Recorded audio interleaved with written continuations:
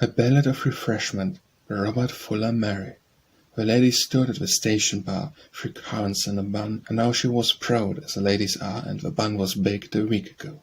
For a weekly wage she was standing there, 3 currants and a bun, and a prominent bust and light gold hair, and the bun was baked a week ago. The express came in at 2:30, 3 currants and a bun, and they lighted a man in the navy blue, and the bun was baked a week ago. A stout sea captain he was, I ween, 3 currants and a bun. Much travel had made him very keen, and the bun was baked a week ago. A sober man and steady was he, 3 currants and a bun. He called not for brandy, but called for tea, and the bun was baked a week ago. Nor something to eat, for the train is late, 3 currants and a bun. She brought him a bun on a greasy plate, and the bun was baked a week ago. He left the bun and he left the tea, 3 currants and a bun. She charged him a shilling and let him be, and the train went on at 2:45, and the bun is old and weary.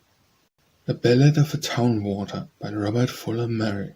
It is the police commissioners, all on a winter's day, and they to prove the town water have set themselves away. They went to the north, went to the south, and into the west went way, till they found a civil engineer, and unto him did say, "Now tell to us, for civil engineer, if this be fit to drink." And they showed him a cup of the town water, which was as black as ink. He took 3 sips of the town water, and black in the face was he, and they turned them back and fled away, amazed where we should be. And he has written a broad letter, and sealed it with a ring, and the letter said that the town water is not a goodly thing. And they have met, and the bailies all, and eke the councillors, and they have ta'en the broad letter, and read it within the doors. And there has fallen a great quarrel, and is driving within the doors, and quarrelsome words have the bailies said, and eke the councillors. And one saith, "We will have our water," and other saith, "But nay, and none may tell what the end shall be. Alack and well a day."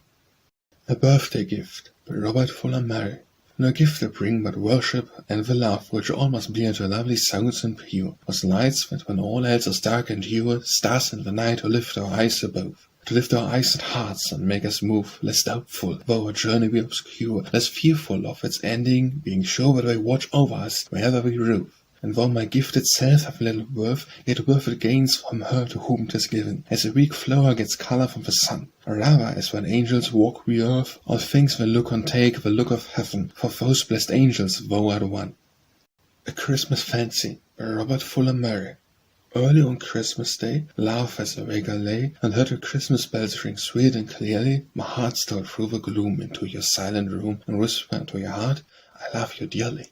Where in the dark profound your heart was sleeping sound, and dreaming some of the dream of summer weather. At my heart's word it woke, and ere the morning broke, we sang a Christmas carol both together. Glory to God on high, stars of the morning sky, sing as ye sang upon the first creation, when all the sons of God shouted for joy abroad, and earth was laid upon a sure foundation.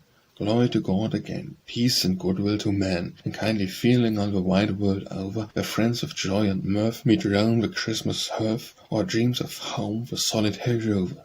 Glory to God, true hearts, lo now the dark departs, and morning on the snow-clad hills grows grey. Oh, may love's dawning light, kindle from loveless night, shine more and more unto the perfect day.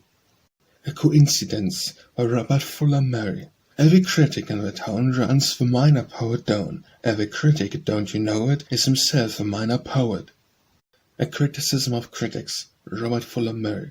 Often have the critics, trained to look upon the sky, for telescopes securely chained, forgot the naked eye. Within the compass of their glass each smallest star they knew, and not a meteor could pass that they were looking through. When a new planet shed its rays beyond their field of vision, and simple folk ran out to gaze, they laughed in high derision. They railed upon the senseless throng which shed the brave new light, and yet the learned men were wrong, the simple folk were right. A December Day by Robert Fuller Mary. Blue, blue is the sea today, warmly the light sleeps on St. Andrew's Bay, blue fringed with white. But it's no December sky, surely 'tis June, holds now a state on high, queen of noon. Only the tree-tops bare, crowning the hill, clear-cut in perfect air, warn us that still winter, the aged chief, mighty in power, excites the tender leaf, excites the flower. Is there a heart today, a heart that grieves for flowers that fade away, for fallen leaves? Oh, no one leaves the flowers, endures the charm, what clothes those naked towers with love let warm. O dear St. Andrew's Bay, winter or spring, gives not nor takes away memories that cling. All round thy girdling reefs would walk my shore, memories of joys and griefs ours evermore. A late good night, by Robert Fuller Murray. My lamp is out, my task is done, and up the stair with lingering feet I climb.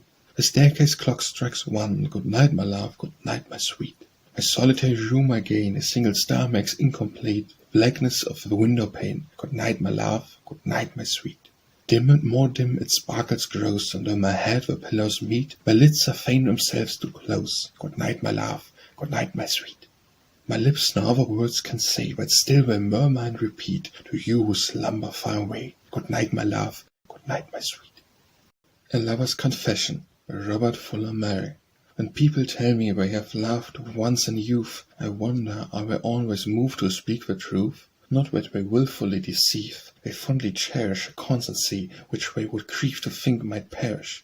They cherish it until the thing 'twas always theirs, so that the truth they sometimes blink 'tis unawares. Yet unawares I must profess they do deceive themselves and those who questionless their tale believe. For I have loved, I freely own, a score of times, and woven out of love alone 100 rhymes. Voice will be fickle, yet when all is said and done, I was not one whom you could call a flirt, not one. Of those who into 3 or 4 their hearts divide, like queens came slightly to the door, not side by side. Each while she reigned possessed alone my spirit loyal, then left an undisputed throne to one more royal.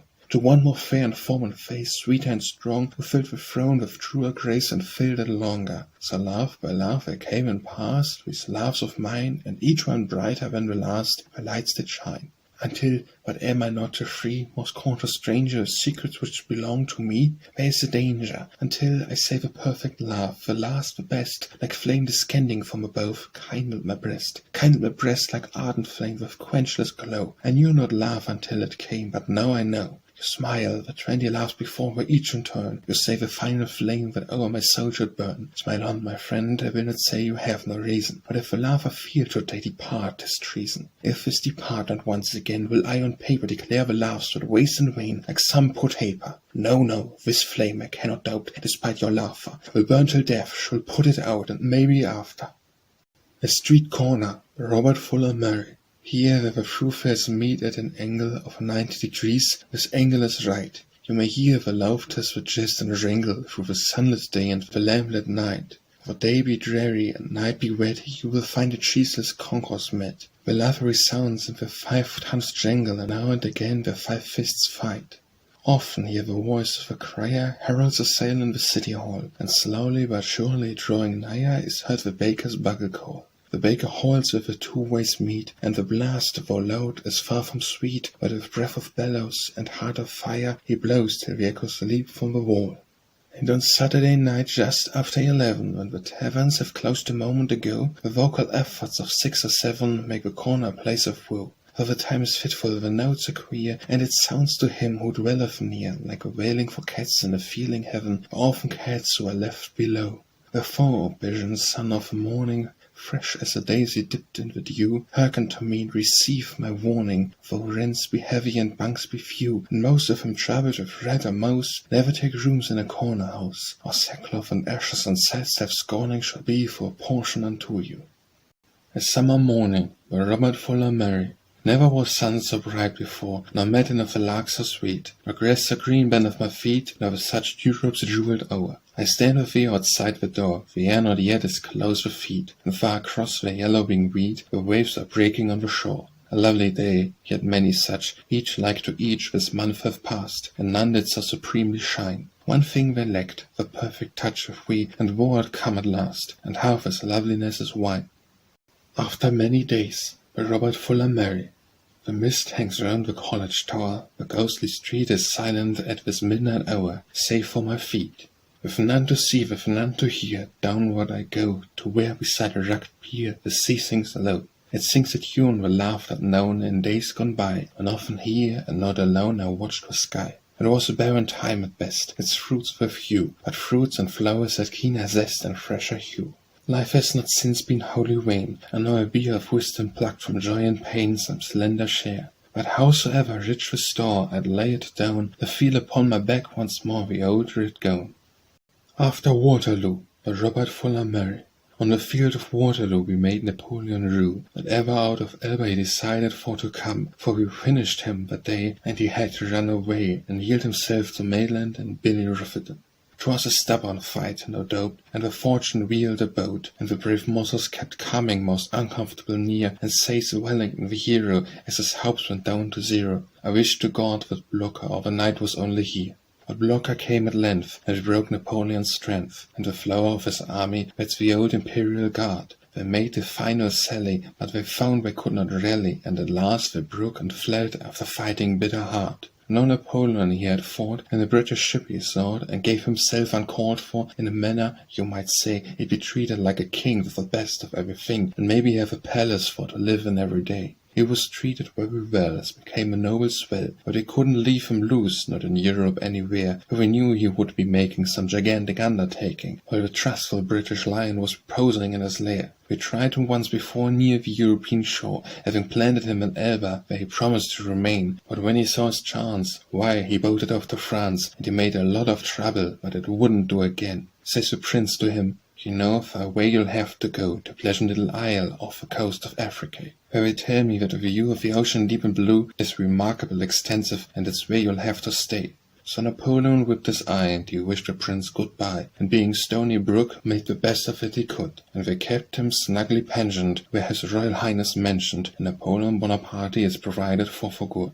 Now that I don't complain, but I ask in vain, why me, a British soldier, as has lost a useful arm, for fighting of a foe when the trumpets cease to blow, should be forced to feed the pigs on a little Surrey farm, while him as fought with us and created such a fuss, and in the whole of Europe did a mighty deal of harm, should be kept upon a rock, like a precious fighting, and be found in beer and baccy, which would suit me to a charm? An Afterthought, by Robert Fuller Murray.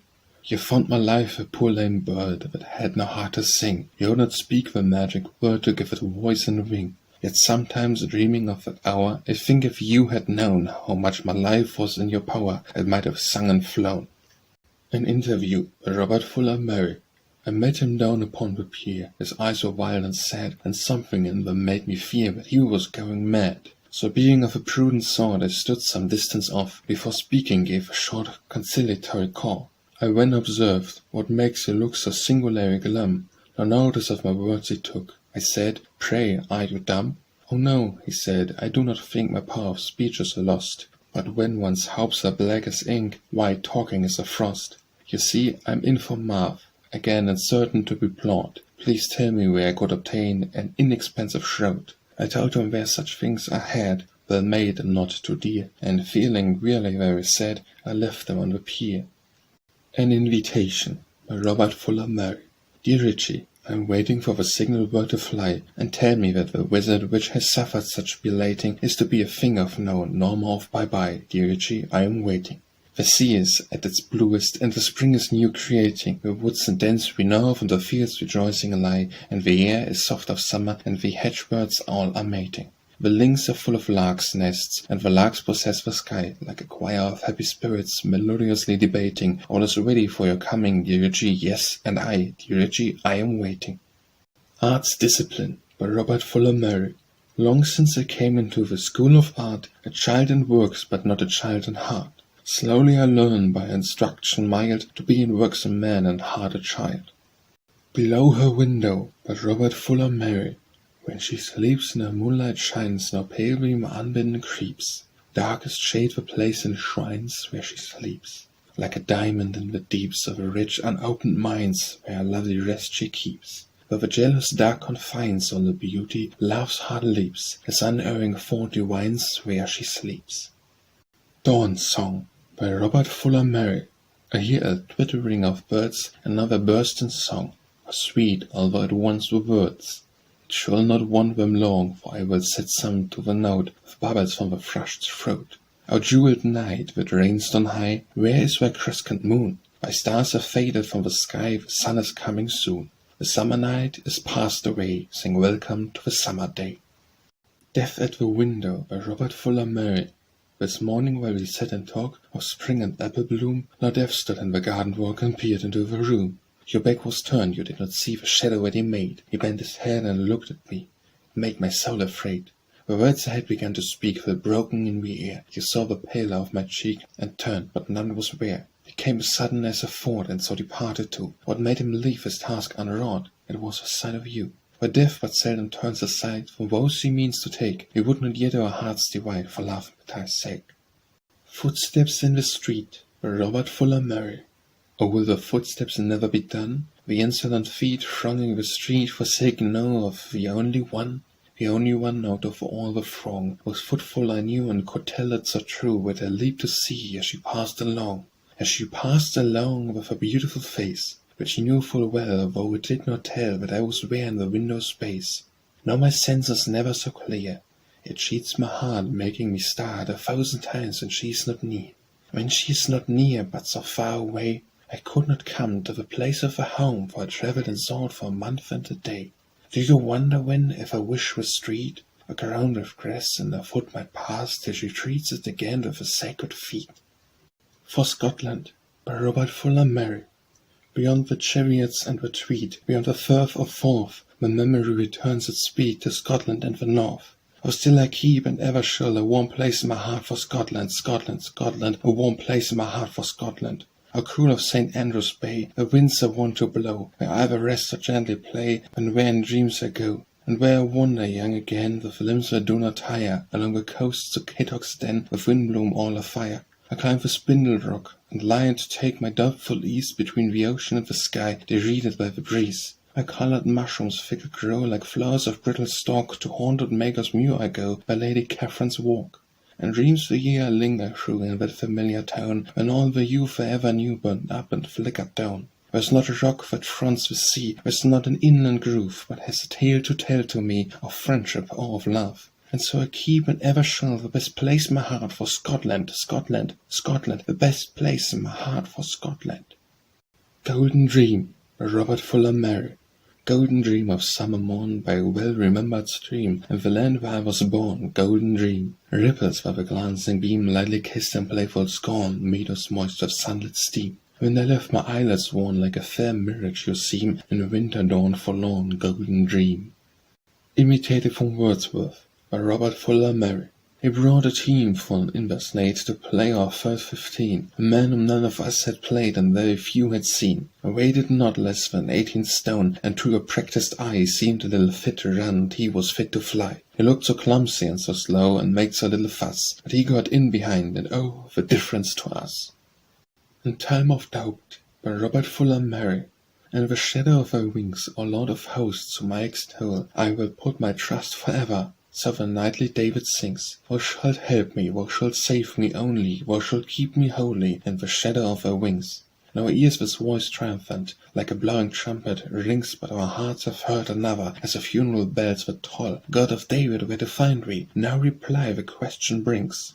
Shadows are there overhead, but where of the clouds that roll, blotting out the sun from sight, and overwhelming earthly things. Or what we might feel their presence, surely we could rest our soul in the shadow of their wings. In Time of Sickness, by Robert Fuller Murray. Lost youth, come back again, love at weariness and pain. Come not in dreams, but come in truth, lost youth. Sweetheart of long ago, will you haunt me so? Were you not glad to part, sweetheart? Still death that draws so near, is it hope you bring, or fear? Is it only ease of breath, still death? In Time of Sorrow, by Robert Fuller Murray. Despairs in the suns that shine, and in the rains that fall. The sad forsaken soul of mine is weary of them all. They fall and shine on alien streets, from those I love and know. I cannot hear mid the heats the North Sea's freshening flow. The people hurry up and down, like ghosts that cannot lie, and wandering through the phantom town, the veriest ghost am I. Lost at Sea, by Robert Fuller Murray. Lost at sea, with all on board. No one saw their sinking sail, no one heard their dying wail, heard them calling on the Lord, and lost at sea, with all on board. Till the sea gives up its dead, where they are lying quiet sleep, and the voices of the deep sound unheeded overhead, till the sea gives up its dead. Lost Liberty, Robert Fuller Murray. Of our own will we are not free, when freedom lies within our power. We wait for some decisive hour to rise and take our liberty. Still we delay, content to be imprisoned in our own high tower. What is it but a strong-built bower? Ours are the waters, ours the key. But we through indolence grow weak, Our waters, feet with power so long, became at last our lords indeed. We vainly threaten, vainly seek to move their roof. The bars are strong, we dash against them till we bleed. Love recalled in sleep by Robert Fuller Murray. There was a time when in your face there dwelt such power, and in your smile I know not what of magic grace beheld me captive for a while. Ah, then I listened for your voice. Like music every word did fall, making the hearts of men rejoice, and mine rejoiced the most of all. At sight of you my soul took flame, but now alas the spell is fled. Is it that you are not the same, or only that my love is dead? I know not, but last night I dreamed that you were walking by my side, and sweet as once you were you seemed, and all my heart was glorified. Your head against my shoulder lay, and round your waist my arm was pressed, and as we walked the well-known way, love was between us both confessed. But when with dawn I woke from sleep, and slow came back the unlovely truth, I wept as an old man might weep for the lost paradise of youth. Love's Phantom by Robert Fuller Murray. Whenever I try to read a book, across a page your face will look, and when I neither know nor care what sense the printed words may bear. At night when I would go to sleep, thinking of you awake I keep, and still repeat the words you said, like sick men murmuring prayers in bed. And when with weariness oppressed, I sink in spite of you to rest, your image like a lovely spirit haunts me in dreams through half the night. I wake upon the autumn morn to find the sunrise hardly born, and in the sky a soft pale blue, and in my heart your image true. When out I walk to take the air, your image is forever there, among the woods where lose the leaves, or where the North Sea sadly heaves. But what enchantment shall be laid with ghosts which does not make afraid, but waxes with dim loveliness and many a shadowy caress? Where's now the way I know but unto your forthwith to go, that I may look upon the maid, whereof that other is the shade? As a strong sun puts out the moon, whose borrowed rays are all his own, so in your living presence dies the phantom kindled at your eyes. But this most blessed spell, each day the vexing goes the while I lay, yet I am glad to know that when I leave you, it will rise again. Love's Worship Restored by Robert Fuller Murray. Our love, thine empire is not dead, nor will be let thy worship go, although thine early flush be fled, thine ardent eyes more faintly glow. And thy light wings be fallen slow, since we as novices we came into the temple of thy name. Not now with garlands in our hair and singing lips we come to thee. There's a coldness in the air, dullness on the encircling sea, which doth not well with songs agree. We forgot the words we sang when first to thee our voices rang, and we recall that magic prime, we needs must weep its early death. Our pleasant for thy towers the chime of bells, and sweet the incense breath that rose while we who kept thy fate chanted our creed, and chanting bore our offerings to thine altar store. Now our voices out of tune, our gifts unworthy of thy name, December frowns in place of June. Who smiled when to thy house we came, we who came leaping now are lame. Dull ears and falling eyes are ours, and who shall lead us to thy towers? Oh, hark! A sound across the air, which tells not of December's cold, a sound most musical and rare. The bells are ringing as of old, with silver throats and tons of gold. Alas, it is too sweet for truth, an empty echo of our youth. And I never echo spake so loud. It is indeed thy bells that ring, and low against the leaning loud thy towers. Once more we leap in spring, once more melodiously we sing. We sing, and in our song forget that winter lies around us yet. Oh, what is winter now we know, full surely thou canst never fail. Forgive the weak, untrustful woe, which deemeth thy glowing face grown pale. We know thee mighty to prevail, doubt and decrepitude depart, and youth comes back into the heart. Our love who turnest frost to flame, with ardent and immortal eyes, with spirits sorrow cannot tame, nor time subdue in any wise. While sun and moon for us shall rise, oh, may we in thy service keep, till in thy fate we fall asleep. Make-believes by Robert Fuller Murray. When I was young and well and glad, I used to play at being sad, nor youth and health are fled away, at being glad I sometimes play. Midnight by Robert Fuller Murray. The air is dark and fragrant with memories of a shower, and sanctified with stillness by this most holy hour. The leaves forget to whisper of soft and secret things, and every bird is silent with folded eyes and wings. O blessed hour of midnight, of sleep and of release, thou yieldest to the toiler the wages of thy peace. And I who have not labored, nor borne the heat of noon, receive thy tranquil quiet, an undeserved boon. Yes, truly God is gracious, who makes the sun to shine upon the good and evil and idle lives like mine. Upon the just and unjust he sends his rain to fall, and gives this hour of blessing freely alike to all. Moonlight north and south, by Robert Fuller Murray. Love we have heard together the North Sea singer's tune, and felt the wind's wild feather brush past our cheeks at noon, and see the cloudy weather made wondrous with the moon. Where loveliness is rarest, 'tis also prized the most. The moonlight shone the fairest along that level coast, where sands and dunes the barest of beauty seldom boast. Far from that bleak and rude land, an exile I remain, fixed in a fair and good land, a valley and a plain, rich in fat fields and woodland, and watered well with rain. Last night the full moon's splendor shone down on Taunton Dean, and pasture fresh and tender, and coppice dusky green. The heavenly light it render in one enchanted scene, one fair unearthly vision. Yet soon mine eyes were cloyed, and found was fields Elysian, too rich to be enjoyed. Or was it a vision made all my pleasure void? Across the window glasses the curtain then I drew, and as a sea-bird passes in sleep my spirit flew to grey and windswept grasses and moonlit sands and you. My Lady, by Robert Fuller Murray. My lady of all ladies, queen bride of tender beauty, full of gentle moods, of eyes that look divine beatitudes, large eyes illuminate with the spirit's light, lips that are lovely both by sound and sight, breathing such music as the dove which broods within the darkened silence of the woods, croons to the maid that is a heart's delight. Where's the line in cloud away for hill, to match the curve which rounds a soft flushed cheek, a colour in the sky of morn, or of even to match that flush? And let me now be still. If of her spirit I should strive to speak, I should come short as earth comes short of heaven. Nightfall, by Robert Fuller Murray. Let me sleep. The day is past, and the folded shadows keep where immortals safe and fast. Let me sleep. I am all too tired to weep for the sunlight of the past, sunk within the drowning deep. Treasured vanities I cast in an unregarded heap. Time has given rest at last.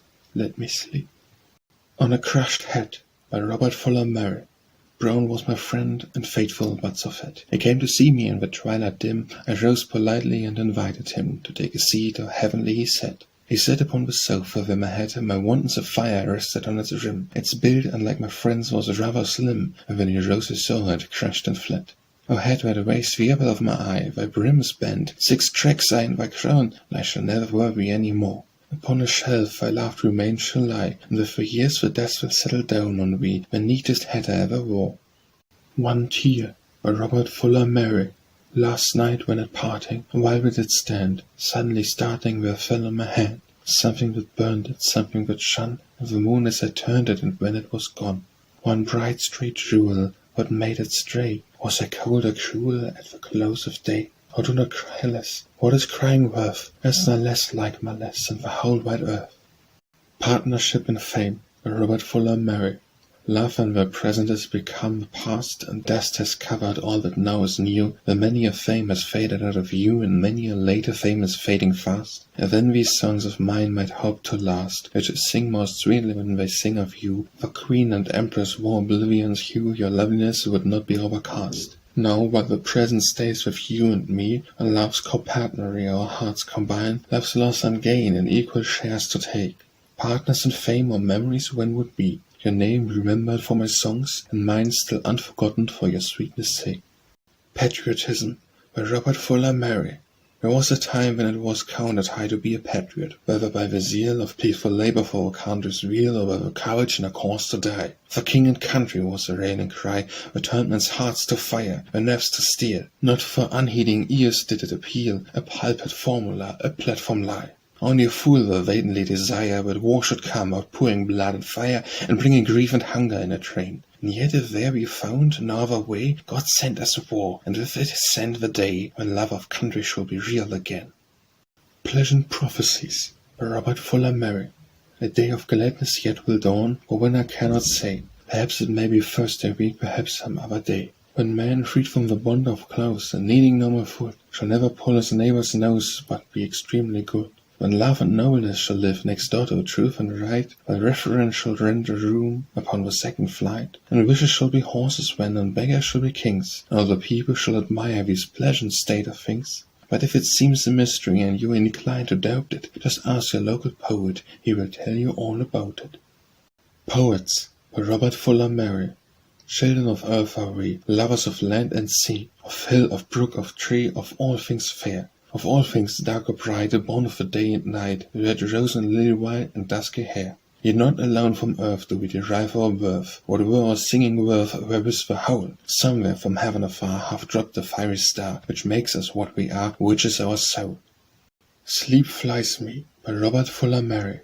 Sleep flies me like a lover, too eagerly pursued, or like a bird to cover within some distant wood the thickest boughs roof over her secret solitude. When nets I spread to snare her, all with cunning wrought, have only served to scare her, and now she'll not be caught. To those who best could spare her, she ever comes unsought. She lights upon the pillows, she gives them pleasant dreams, grey-green with leaves of willows, and cool with sound of streams, or big with tranquil billows on which the starlight gleams. No vision fair entrances my very open eye, no marvellous romances make night go swiftly by, but only feverish fancies beside me where I lie. The black midnight is steeping the hillside and the lawn, but still I lie unsleeping with curtains backward drawn, to catch the earliest peeping of a desired dawn. Perhaps when day is breaking, Wordsworth's song begin, and worn with all night of waking, I call the music din. Sweet sleep, some pit high-taking at last may enter in. Song is not dead, by Robert Fuller Murray. Song is not dead, although today men tell us everything is said. There yet is something left to say, song is not dead. While still the evening skies are red, while still the morning golden grey, while still the autumn leaves are shed, while still the heart of youth is gay, and honor crowns the hoary head, the man and woman laugh and praise, song is not dead. Sweetheart, by Robert Fuller Murray. Sweetheart, the world fair I know, more fair to me, the flowers that make my loveliest show to them the bee. Whenever girls whose faces are beside their face, as rushlights to the evening star, deny their grace, I silent sit and let them speak as men of strength allow the impotent and weak to rail on length. If they should tell me love is blind and so doth miss the thoughts which they are quick to find and answer with, envy is blind, not love, whose eyes are purged and clear, for gazing on the perfect skies of thine, my dear. Tears, by Robert Fuller Murray. Mornwood which will not come again, the joy, the strength of early years, bow down thy head and let thy tears water a grave where hope lies slain. For tears are like a summer rain to murmur in a mourner's eyes, to soften all the fields of fears, to moisten valleys parched with pain. And though thy tears were not awake, what lies beneath of young or fair, and sleeps a sound that draws no breath, yet watered was, the sod may break in flows, which sweeten all the air and fill with life the place of death. The Burial of William the Conqueror, by Robert Fuller Murray. Oh, who may this dead warrior be, where to his grave we bring his William, Duke of Normandy, the conqueror and king? Across the sea with fire and sword the English crown he won. The lawless Scots were on him lord, but now his rule is done. A king should die from length of years, a conqueror in the field, a king amid his people's tears, a conqueror on his shield. But he who ruled by sword and flame, who sought to revenge France, like some poor serf without a name, has died by murmurous chance. To Cano he comes to sleep, the minster bells they toll, a solemn sound it is and deep, may God receive his soul. With priests that chant a wailing hymn, he slowly comes this way, to where the painted windows dim the lively light of day. He enters in, the townsfolk stand in reverent silence around, to see the lord of all the land take house in narrow ground. While in the dwelling place he seeks to lay in they prepare, when excellent Fitzarthur speaks, and bids the priests forbear. The ground whereon this abbey stands is mine, he cries. By right 'twas wrested from my father's hand by lawlessness and might. Duke William took the land away to build his minster high, bury robber where he may, but he shall not lie. The holy brethren bid him cease, but he will not be stilled, and soon the house of God's own peace with noise and strife is filled. And some cry shame on Asselin such tumult to excite, some say it was Duke William's sin and Asselin does right. But he around whom their quarrels keep lies still and takes no heed, no strife can mar a dead man's sleep, and this is a rest indeed. No Asselin at length is won, the land's full price to take, and let the burial rites go on, and so peace they make. When Harold, king of Englishmen, was killed in Selleck fight, Duke William would not yield him then the Christian grave for right. Because he fought for keeping free his kingdom and his throne, the Christian right nor grave had he in land that was his own. And just it is, this Duke unkind, now he has come to die, and plundered land should hardly find sufficient space to lie. The Crown of Years, by Robert Fuller Murray. Years grow and gather, each again, lustrous with laughter and with tears, and cunning time a crown of years contrives for her who weareth them. No chance can snatch this diadem. It trembles not with hopes or fears. It shines before the rose appears, and on the leaves forsake his stem. Time sets his jewels one by one, and wherefore mourn the wreaths that lie in attic chambers of the past. Withered ere the day was done, this corner will never die, nor shall you lose it at the last. The Delights of Mathematics by Robert Fuller Murray. It seems 100 years or more since I with notebook, ink and pen, and cap and gown first trod the floor which I have often trod since when. Yet well do I remember when, with 50 other fond fanatics, I saw delights beyond my ken, the deep delights of mathematics. I knew that 2 and 2 made 4, I felt that 5 times 2 were 10. But as for all profounder law, the robin redbreast or the wren, the sparrow or hen, knew quite as much about quadratics, was less confused by x and n, the deep delights of mathematics. The bridge I passed not o'er, I floundered in the noisome fen, which lies behind it and before, or wandered in the gloomy glen, where certs and factors have their den. But when I saw the pit of statics, I said a goodbye, farewell, amen, the deep delights of mathematics. Obeisance, blessed, beardless man who strive with Euclids in your attics, for words I would not taste again at the deep delights of mathematics. The end of April, by Robert Fuller Murray. This is the time when larks are singing loud, and higher still is scanning and more high. This is the time when many a fleecy cloud runs lamp-like on the pastures of the sky. This is the time when most I love to lie, stretched on the links, nor listening to the sea, nor looking at the train that dawdles by, but James is going in for his degree. James is my brother, his trial's been plauded, yet he intends to have another shy, hoping to pass as he says in a crowd. Sanguine is James, but not so sanguine I. If you demand my reason, I reply, because he reads no Greek without a key, and spells Thucydides, yet James is going in for his degree. No doubt, if your authority is allowed to taken in on bones, he might defy the stiffiest paper that has ever code a timid candidate and made him fly. Without such aids he all as well may try to cultivate the people of Dundee, or lead the camel through the needle's eye, yet James is going in for his degree. Vain are the efforts hapless mortals ply to climb up knowledge the forbidden tree, yet still about its roots they strive and cry, and James is going in for his degree. The First Meeting by Robert Fuller Murray. Last night for the first time, O heart's delight, I held your hand a moment in my own, the dearest moment which my soul has known since we held and loved you at first sight. I left you and I wandered in the night under the rain beside the ocean's moan. All was black dark, but in the north alone there was a glimmer of a northern light. My heart was singing like a happy bird, glad of the present and forethought free. Save for one note amid its music heard, God grant, whatever end of this may be, that when the tale is told, the final word may be of peace and vengeance to we. The Haunted Chamber by Robert Fuller Murray. Life is a house where many chambers be, and all the doors will yield to him who tries, save one, whereof men say behind it lies the haunted secret, he who keeps the key. Keeps it securely, smiles perchance to see the eager hand stretched out to clutch the prize, or looks of time the yearning eyes, and is half moved to let the secret free. And truly some at every hour pass through and tread upon the solemn floor, yet come not back to tell of what they have found. We will not importune as others do, with tears and cries the keeper of the door, but wait till our appointed hour comes around. The House of Sleep by Robert Fuller Murray. When you have laid aside our last endeavor, and said farewell to one or two that weep, and issued from the house of life forever, to find a lodging in the house of sleep. With eyes fast shut and sunless chambers lying, the folded arms unmoved upon the breast, beyond the noise of sorrow and of crying, beyond the dread of dreaming, shall we rest? Or shall there come at last desire of waking, to walk again on hillsides that we know, when sunrise through the gold-white mist is breaking, or in the stillness of the afterglow? Shall there be yearning for the sound of voices, the sight of faces and the touch of hands, the will that works, the spirit that rejoices, the heart that feels, the mind that understands? Shall dreams and memories crowding from the distance, shall ghosts of old ambition or of mirth, create for us a shadow of existence, a dim reflection of the life of earth? And being dead and powerless to recover the substance of a show whereon we gaze, should we be linked to the harmless lover who broods upon the unreturning days? Not so, for we have known how swift to perish is man's delight when youth and health take wing, until the winter leaves him naught to cherish but recollections of a vanished spring. Dream as we may, desire of life shall never disturb our slumbers in the house of sleep. And though to think we may not greet forever, one or two it, when we leave them, weep. The Life of Earth by Robert Fuller Murray. The life of earth, how full of pain, which greets us on our day of birth, nor leaves us while we yet retain the life of earth. There's a shadow on our mirth, our sun is blotted out with rain, and all our joys are little worth. At hour when life begins to wane, and we must sail the doubtful firth, how wild we're longing to regain the life of earth. The Outcast's Farewell, by Robert Fuller Mary. The sun is banished, the daylight vanished, no rosy traces are left behind.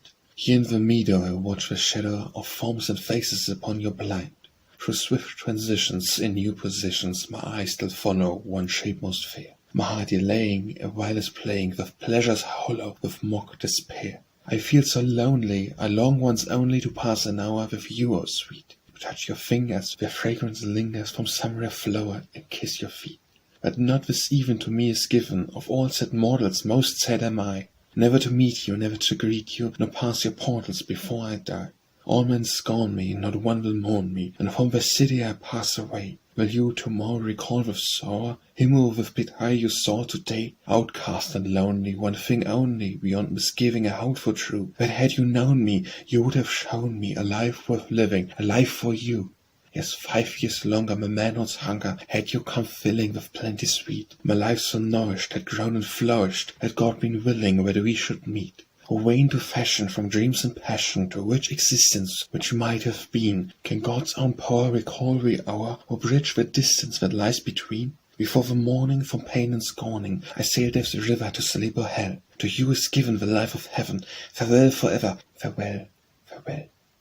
The Poet's Hat, by Robert Fuller Mary.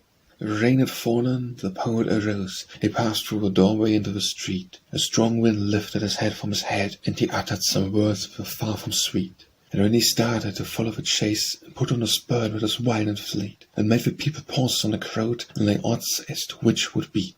The street cat scoffed as he hunted the hat. The errant boy shouted hooray. The scavenger stood with his broom in his hand, and smiled in a very rude way. And the clergyman thought, I've heard many words, but never, until today, did I hear any words that were cried so bad as heard what young men say. The Science Club, by Robert Fuller Mary. Hooray for the Science Club. Join it, ye fourth-year men. Join it, those smooth-cheeked scrub, with years gag number 10.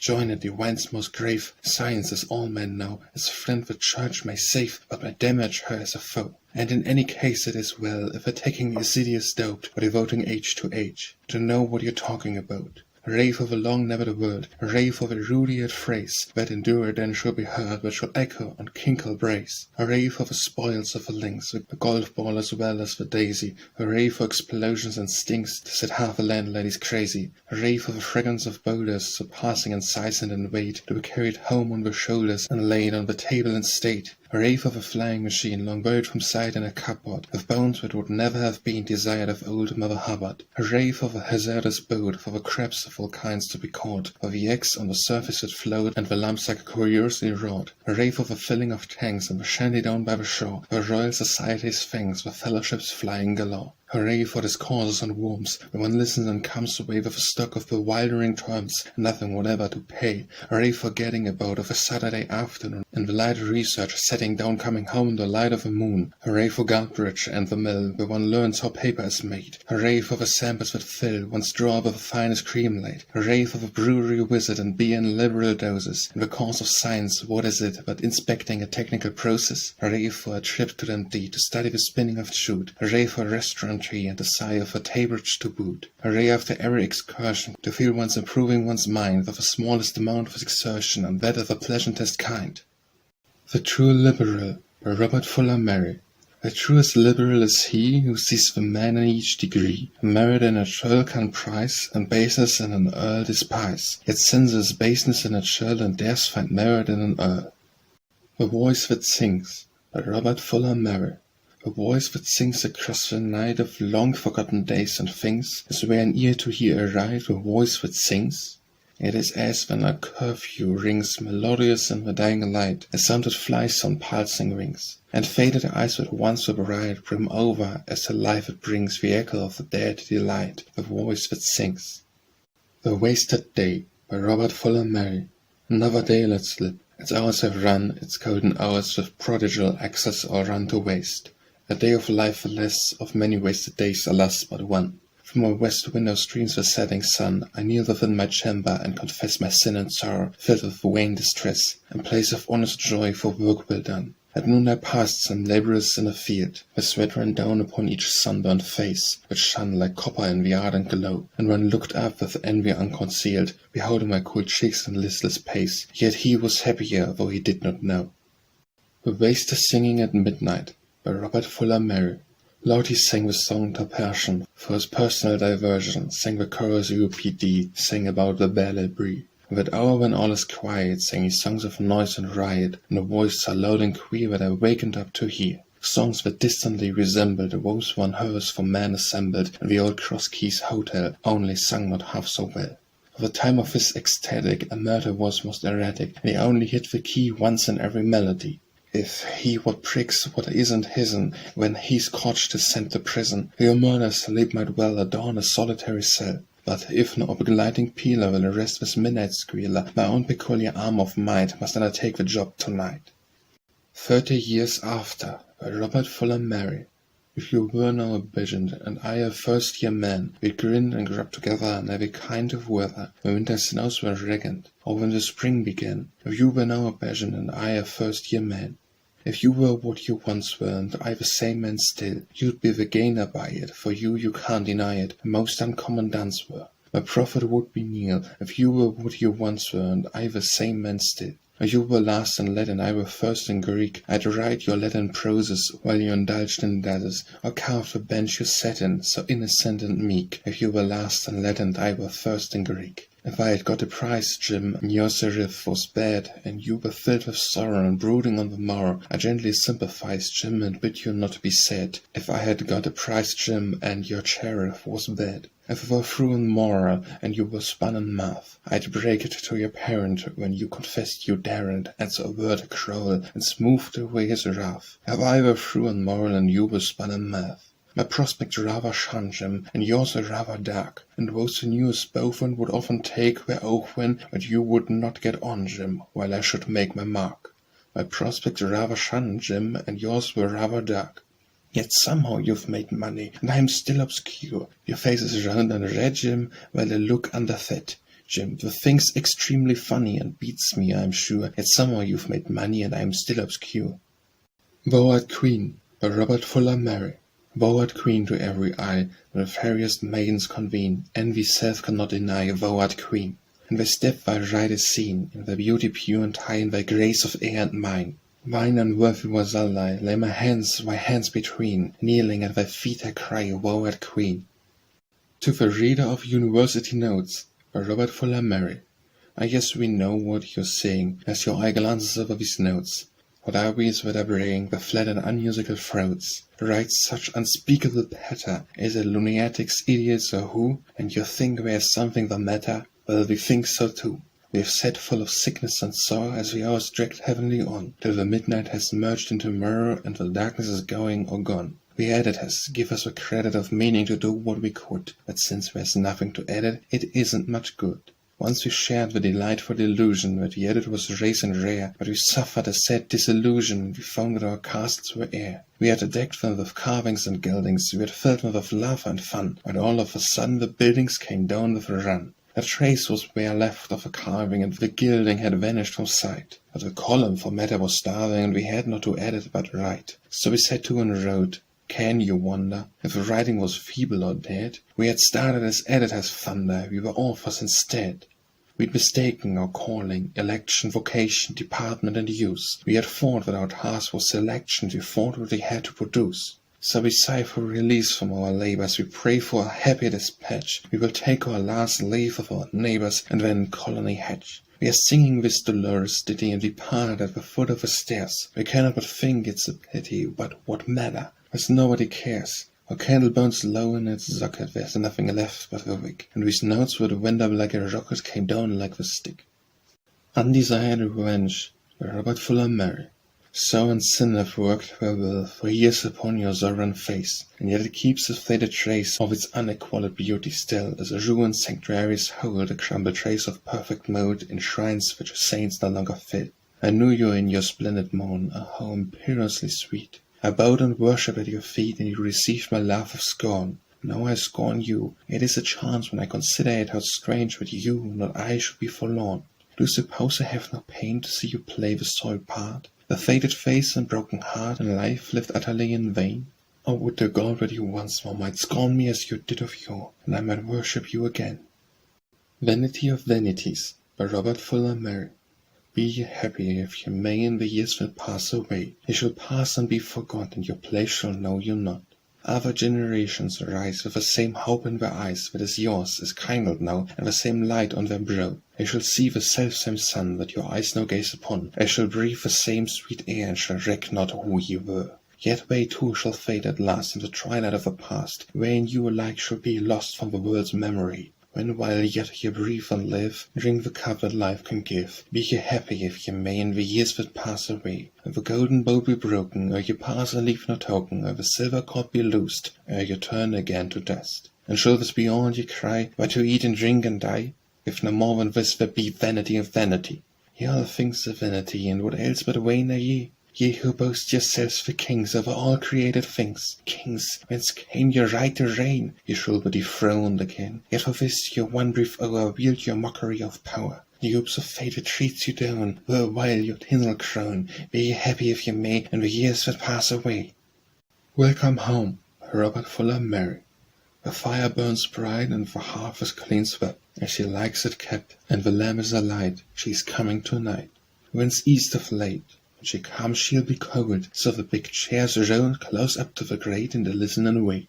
The shutters are fast, and red curtains hide every hint of outside. Hark how the blast whistles when as it passed! Or was it a train? How long shall I stand with a watch in my hand, and listen in vain for the wheels in the lane? Hark, a rumble I hear, will the wind not be still? That comes down fell and grows on the ear, and now it is near. Quick a fresh log to burn, run and open the door, hold the lamp out before to light up a turn, and bring in the urn. You are come, then, at last? Oh, my dear, is it you? I can scarce think it true. I am holding you fast, and sorrow is past. Where's the use? By Robert Fuller Mary. Where's the use of having gifts that can't be turned to money? And where's the use of singing whereas no one wants to hear? It may be one or two will say your songs are sweet as honey. Where's the use of honey when the loaf of bread is dear? Winter at St. Andrews by Robert Fuller Mary. The city once again doth wear her wonted dress of winter's bride, her mantle woven of misty air, with saffron sunlight faintly dyed. She sits above the seething tide of all her summer robes forlorn, and dead is all her summer pride. The leaves are off Queen Mary's thorn. All around the landscape stretches bare, the bleak fields lying far and wide. Montonius, with here and there a lone tree on a lone hillside. No more the lawn is glorified with golden gleams of ripening corn. Scarce a cheerful hue descried, the leaves are off Queen Mary's thorn. For me I do not greatly care, though leaves be dead and mists abide. To me the place is thrice as fair in winter as in summer tide. With kindlier memories alight of pleasure past and pain overworn. What care I, though the earth may hide the leaves from off Queen Mary's thorn? Was I unto my friend replied, and in a chill late autumn morn he pointed to the tree and cried, the leaves are off Queen Mary's thorn. Yet a little sleep, by Robert Fuller Mary. Beside the drowsy streams that creep within its island of repose, let us rest from cares and woes, and let us fold our hands to sleep. Is it ignoble then to keep a while from where the rough wind blows, and all his strife for no man knows what end awaits him on the deep? A voyager may rest awhile, and rest in wights, and yet may be neither a sluggard nor craven. With strength renewed he quits the isle, and putting out again to sea, makes sail for his desired haven.